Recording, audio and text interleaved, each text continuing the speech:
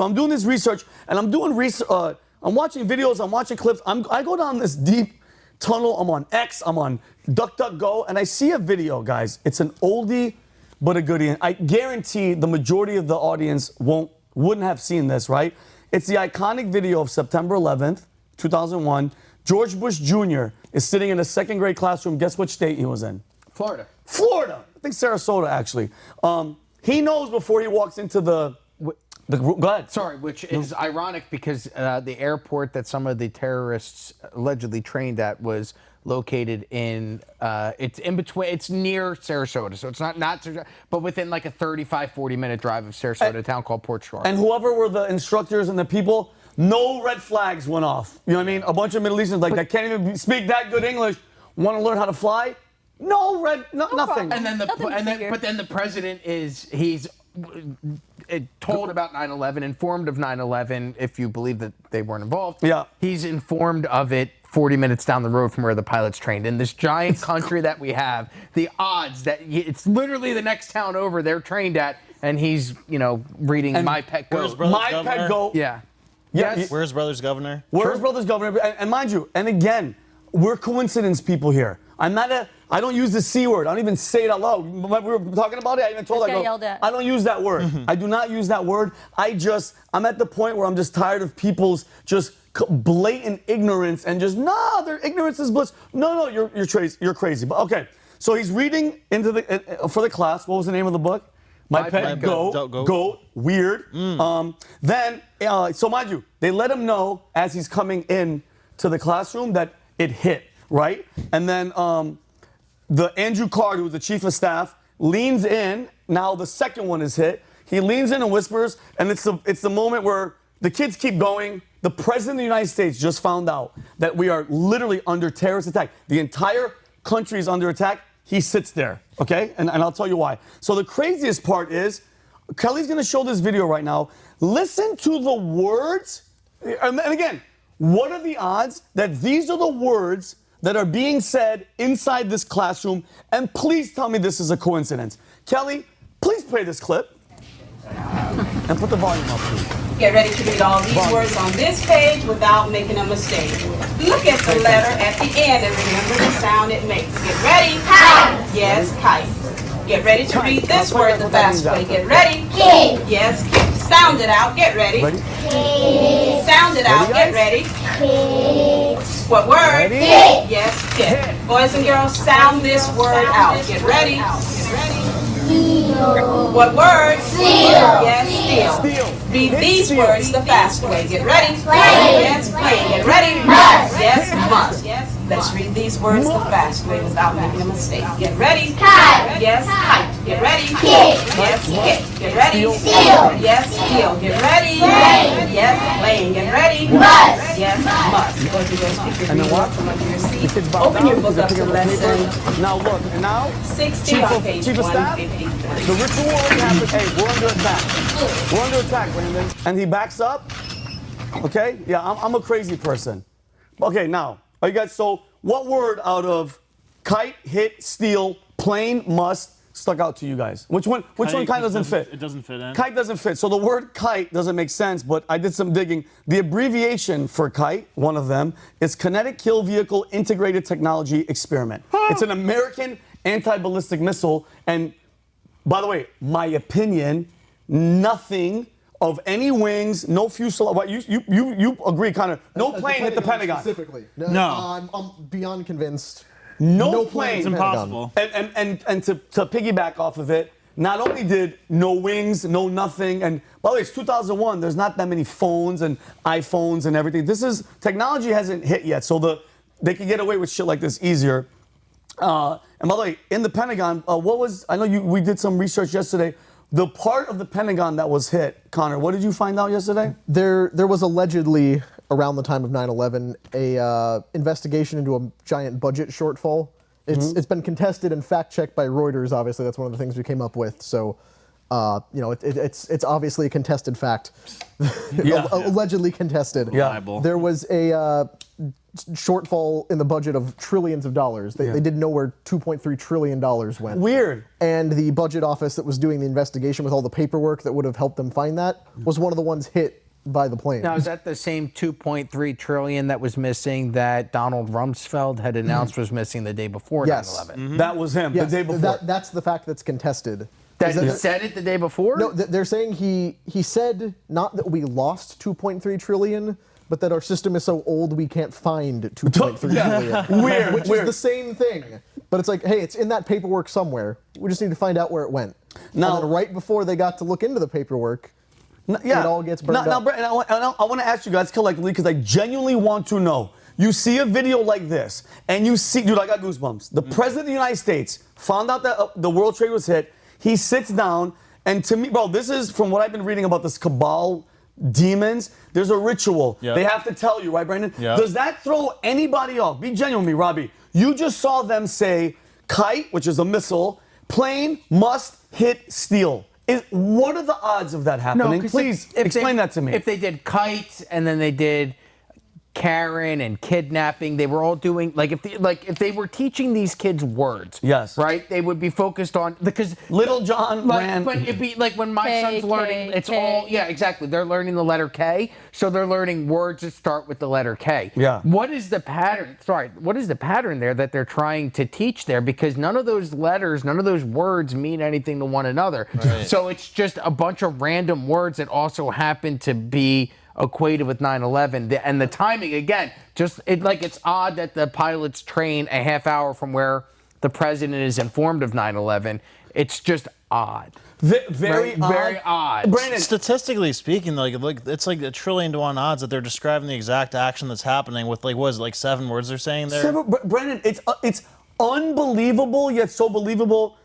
And I'll get to the point of, because me and you talk about the cabal all the time, which is it's weird, but we talk about these because bro, when there's light, there has to be dark. The unbelievable, the ignorance of there's no way. They're doing it in front of your face. All the kids' papers were on the floor, so it's almost like they had to bow down to this thing because remember we talk about predictive programming. When it comes to the cabal, they have to tell you what they're doing, and you have to accept it. And they say kids are really powerful with that stuff or something because they're innocent. So I don't know what exactly was going on there, but there's something demonic about it. There's something going on. And then just to point out some other irregularities of that day, and like I said, the technology wasn't happening. Building number 7, I'm a New Yorker, football field away, catches on fire. There's a BBC reporter reporting that Building 7 fell. It was still burning behind her. She already reported it back to England. This is trippy, right? And then I've seen videos now. They're rare. They're few and far between. The windows blowing out all over, and then this thing coming down at free fall speed. My question is, Rob, you have these facts. You see it with your own eyes. How do they believe the masses into saying it's not what you think it is? Because the actual reality is so dark to accept that if this was some sort of deep state attack or if it was done by our own government, the idea that you would have to believe that your own government would murder 2,977 people in buildings. And the images from that day were horrific, and they were replayed over and over and over and over again. Think about it. Every news channel.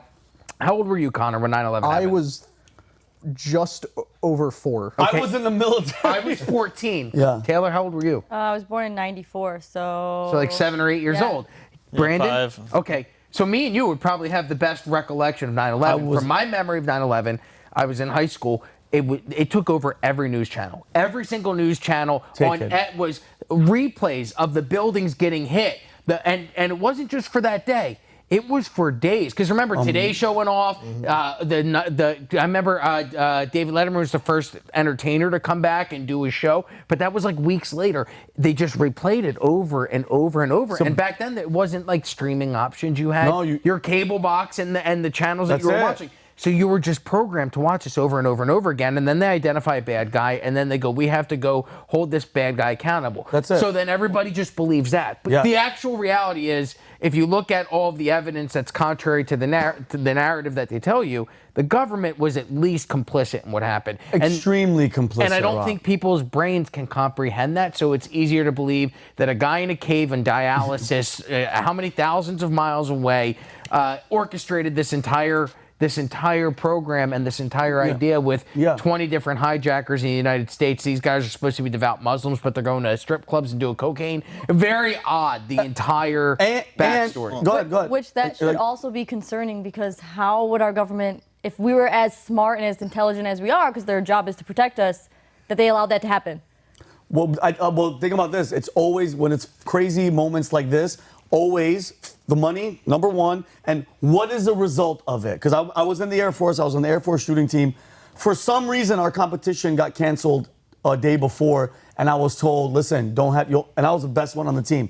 Don't get your hopes up, because I'm not joking. No, it's weird, because Sergeant told me, like, yo, dude, we're not traveling to Wyoming. I don't know where the hell the thing was. That happens.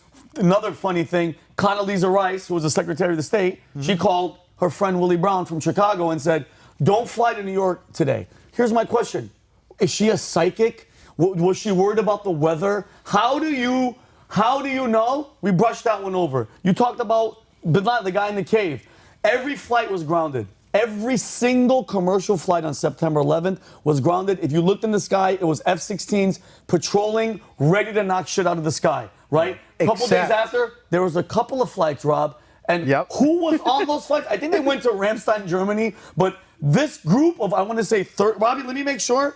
Guys, hold on. I think it was 30 family members got to go where, and who were they? Well, they were Bin Laden's family members. His brother. The only people that could fly at all in the United States in the hours and days after 9/11 all happened to be the family members of the guy that we then said, that day, by the way, we were saying it's Osama Bin Laden that afternoon, and then they fly his entire family out of the He used to be a CIA agent, too, originally. He was a CIA agent.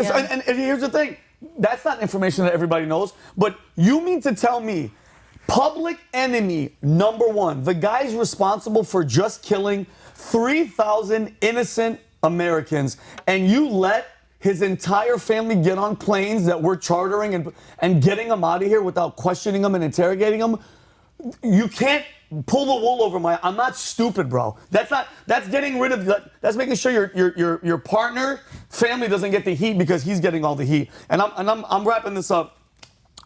Another Larry Silverstein takes out a couple $1 billion of policy for insurance for guess what? Guess what the main thing was? Twin Towers? For planes hitting the thing. And guess what? He got double. You know why? Because each plane was a separate attack. Winkety. Was there terrorist attack insurance? He had terror insurance. So, unbelievable. And then going back to the cabal, Brandon, and I've been trying to wrap my brain around it. There's no way that was a coincidence that happened with Bush. I think these people are literally all evil, and they're part of a cabal, the whole group. Him and his cousin, too, probably, Barack Obama, which is Bush's cousin. Kelly, can you play the clip? This is David Whitlock. He's an author. He's a researcher. He spoke to multiple cabal whistleblowers who basically revealed that they have an occult belief that they must tell you what they're doing, and this is what you said. Yeah. You have to do so, or its karmic consequences do not come back on them. Kelly, can you play that? Put the volume. Audio, go back. Please play from the beginning. Yeah, go back. It's all good. What is going on? No audio? No audio. Anyway, so basically he's saying, you guys can find this, it's David Whitlock. He's basically saying that these groups, they have to, dude, it's like morals for demons. I don't understand. Karma's a real thing. Karma's a real, bro. Yeah. That's Indians, like people in India, that's what they believe in, bro. Whatever you do comes back to you. And it's a weird, sick cult thing. And it's like, bro, when I see stuff like this, when I see what they're capable of, I'm scared. But I'm not like a fear-mongering, hey, everybody, the world's gonna end. Be ready, because if they can do that then, they have to do something that's coming up. What it comes down to is just like literally just look at what's right in front of you and pay attention, and you'll see everything you need to see and know everything you need to know. But it's like you said, the vast majority of people who don't believe what we're saying, they just can't comprehend it. Like that's 99% of people. If you try to explain this to them, they say, I just can't imagine people would do that. But like you said, everything is right in front of your face if you're really looking at the documents of what the military and government's planning. Well, and that's what Alex Jones said when Tucker Carlson, because Alex Jones predicted the events of 9/11 months before they happened, where he even said they will blame Osama bin Laden for this. And then Tucker Carlson asked him, how did you know that this would happen? And he goes, well, they tell you. He goes, you just have to read. Yeah. And he goes, the difference between me and a lot of other people is that I actually spend the time to read what they're telling us. That's actually a great point. And what they told us was that this was going to happen, so I just told you what they told me. That's a great point, Rob, because everybody always says, read. Oh, no, Pat, with the kids and everybody reread. That's a great point because if they have to put it out, watch, read, get it out there so you can consume it to know what's coming. And then on that, it goes, okay, so why do our public school systems, they don't teach kids how to read? I wonder why. When you think about it, it's like you look at their grade level, they can't even read up to grade level. Well, if they can't read it, then they don't know. And if they don't know, then they're not really paying attention to what's going on. So if you keep them stupid, the public stupid, they're not going to tell you what they're actually telling you of what's going to happen. Stupid and distracted, especially. You can hand the average high school senior a document laying out 100% of the things these people are doing. The entire plan spelled out in black and white, the full confession, signed by everyone. And not only will they not understand the complicated language they would use, they wouldn't be able to read the cursive the people signed into. I tell you what their names were. Yeah. Oh. And that's, I think, probably why our school systems are so terrible right now. Yeah, and guys, and dude, and what a great point, Robbie, and you just killed it too. Keep everybody as dumb as you can because it's not like you have to scratch that hard. It's right there. You just have to know to read it.